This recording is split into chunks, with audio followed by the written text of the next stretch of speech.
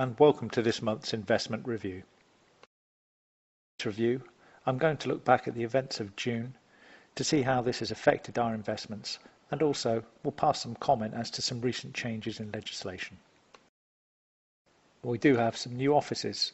As you know, when we left the comfort of the barn at Nada House, it was with some reluctance that we moved into the offices in Castle Street, and we always saw these as a temporary home for our business. The recent good fortune of the availability of fantastic offices in Brown Street crossed our path, and we've now completed the purchase of these offices and have arranged for our office move during the next couple of weeks. There would of course be no disruption at all to the service that we give you, and all of our contact telephone numbers and email addresses will remain unchanged. Our new address will be Chequers Court, 33 Brown Street, Salisbury, SP1 2AS.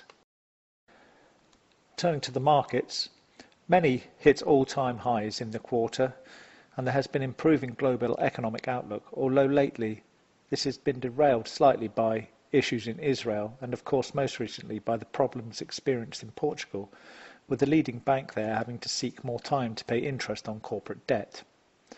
The worry that this default may spread caused markets to wobble, although they have since shown some upturn again as buyers made a return.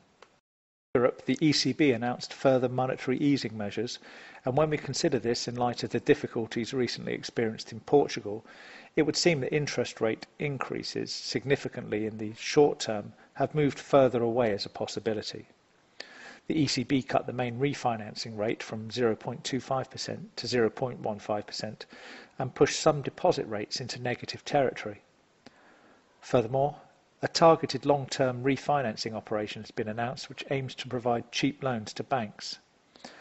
The Purchasing Manufacturers Index still remains above the 50 level, which is the level that suggests expansion. The continuing worry, however, is that inflation continues to be weak, with prices increasing by 0.5% in June. In the United Kingdom, the economy is said to be going from strength to strength.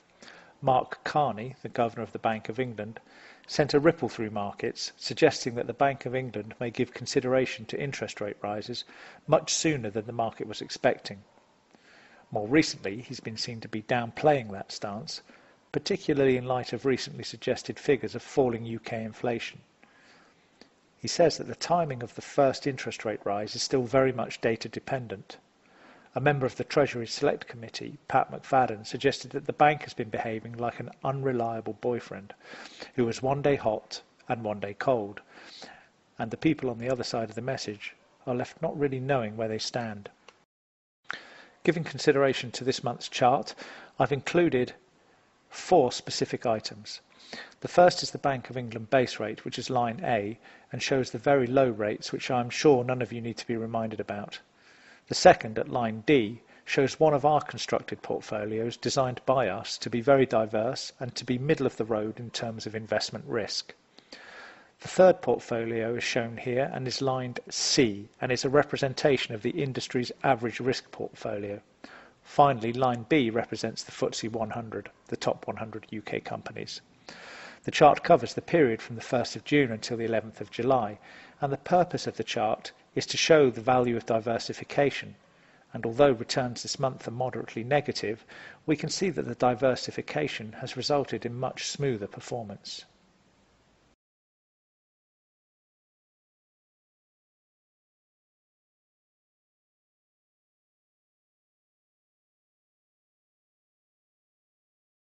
Focus points that are of interest. UK equities fell by 1.3% in a total return context during June, taking the overall quarter to performance of 2.2%. Continued strong UK data and bringing forward interest rate rises as a possibility saw the pound strengthen against the US dollar from 1.66 against the dollar to 1.71. Quarterly UK gross domestic product growth will now need to average in excess of 3% for the remainder of 2014 in order to achieve consensus and forecasts. However, analysts are confident that growth will bounce back in the second half of the year, with many of these analysts pointing to the underlying strength of consumer spending, along with restocking being undertaken by companies. Japan's unemployment rate fell to 3.5% in May, which is the lowest since 1997, and a level that the Bank of Japan says is near to full employment. At the same time, the availability of jobs rose to its highest level since 1992, with the job application ratio being 1.09, which basically means that there are 109 jobs available for every 100 job seekers. At the beginning of this review that we'd touch lightly on legislation changes, and we have already mentioned these in some earlier reviews. The ISA has now been replaced by the NISA. The increase in savings limit up to £15,000 makes this an increasingly popular area to invest, and there no longer remains any restriction on how the ISA is held, whether it's in stocks and shares or cash. The ability to switch between these two areas of savings is now very much more liquid also. We're still awaiting an end to the detailed review affecting pension legislation, and as mentioned in earlier reports, we're expecting changes here to be so significant that many clients will require a redesign to the financial strategy being employed, as it is our belief that pensions will now be playing a much stronger role in helping us fulfil our savings aspirations. I'd like to remind everybody about investment risk. I've mentioned this in several reviews and how we need to manage risk and ensure that it remains at a comfortable level for each individual client. If for any reason you think that your attitude toward investment risk is altered, please do contact us in order that we can give consideration to how your policy needs to be affected.